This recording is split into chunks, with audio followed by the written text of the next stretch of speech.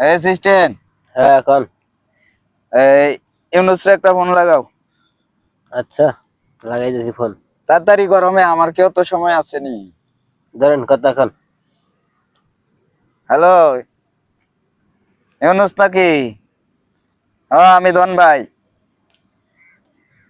আর নাম রাখতো না, মা বাবা কইছে এইটাই। কই দাদার আমলে বেলে বড় বড় ধন আছি, মানে ধন সম্পত্তির মালিক আছি। আর নাম পাল্টায় তোমার দরকার নাই। তুমি তোমার এই তার লাগে বহাইছি না।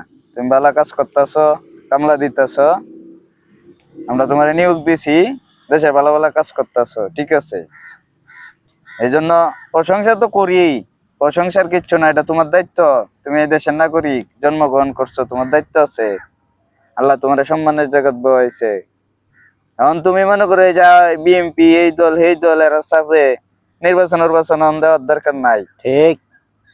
বুঝছো নি? তুমি আবার এরার কথাতে নামিয়া যাও না, বুঝি সাইডে তোমার দরকার আছে এই দেশের। এই দেশের ঠিক ভবিষ্যৎ আছে, ভালো হবে। তুমি ভবিষ্যতে তোমার মতন নেতা হয়তো বা পাওয়া যেত না সহজে। তাই আমি তোমারে কইতাছি, আমার তো অত সময় নাই তোমারে ফোন দেওয়ার মতন। তে তুমি কেউ কোনো দলের চাপে নির্বাচন দিও না। তুমি দরকার লাগে আরো 50টা মন্ত্রিসভা করো। হ্যাঁ, তারেক রহমানরে দাও, জামাতের যারা ভালো ভালো লোক আছে, বা আরো দেশে ভালো ভালো পদে লোক আছে যারা ক্লিন ইমেজের লোক, এরারে তুমি মন্ত্রিত্ব দে, মন্ত্রিত্বটা বাড়াও, বাড়াইয়া দেশটার আগে ঠিক মতো সংস্কার করো।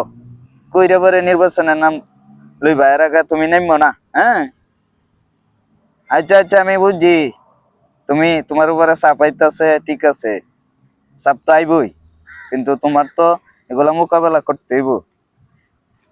হ্যাঁ হ্যাঁ, ঠিক আছে, তে রাখি।